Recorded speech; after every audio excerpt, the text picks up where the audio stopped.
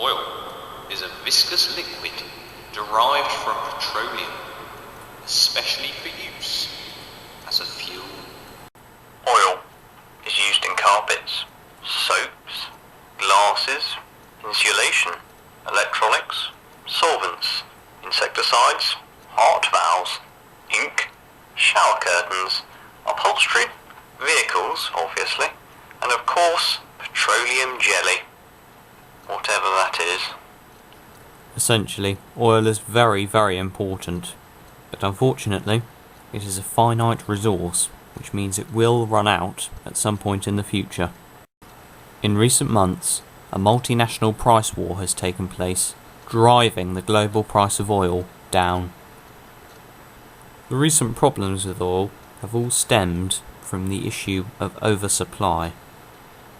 This means that the global supply of oil exceeds the global demand, pushing the prices down.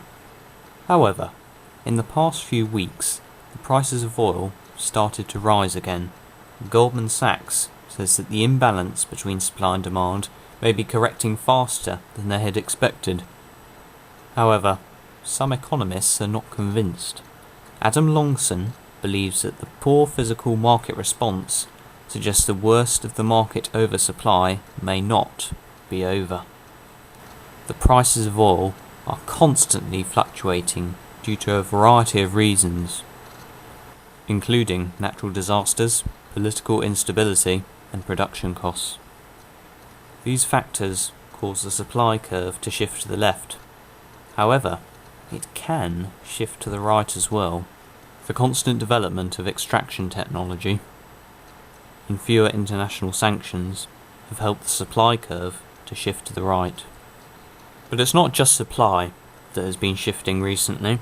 Demand has also been shifting to the left. A major reason why demand is low at the moment is due to weak economic activities in China and all over the world in general. The demand for oil is generally inelastic, because whatever the price it's sold at, people will still need it, whether it be for their vehicles or to power their homes. If the demand for oil went up, say, 50p per litre overnight, the demand really wouldn't change very much. There are three major macroeconomic impacts that arise as a result of falling oil prices.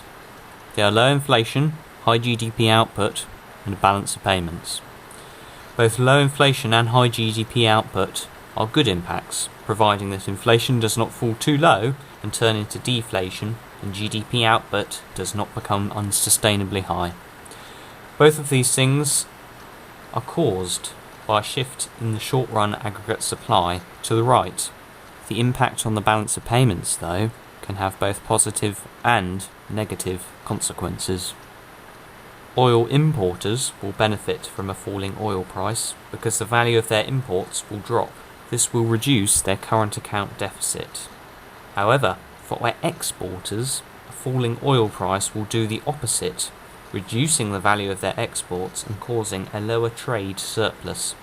America has invested in the past few years heavily in extraction techniques such as fracking, so the recent drop in the price of oil has been very damaging to their economy. Another macroeconomic impact that could rise would be unemployment. There aren't too many microeconomic impacts of the oversupply, but one could argue that there would be more emissions, because more people would use oil as a fuel. There has been little government intervention in the oil market lately, but when they have intervened, they have made the problem worse. Removing sanctions from countries such as Iran has allowed them to produce more oil, adding to the problem of oversupply. Oil prices continue to rise and fall by the day, and it is very hard to predict what will happen to them in the future. For the issue of oversupply, it is clear that the negative impacts far outweigh the positive ones. Hopefully this has given you a clearer understanding of the current situation of the oil market. Thanks for watching.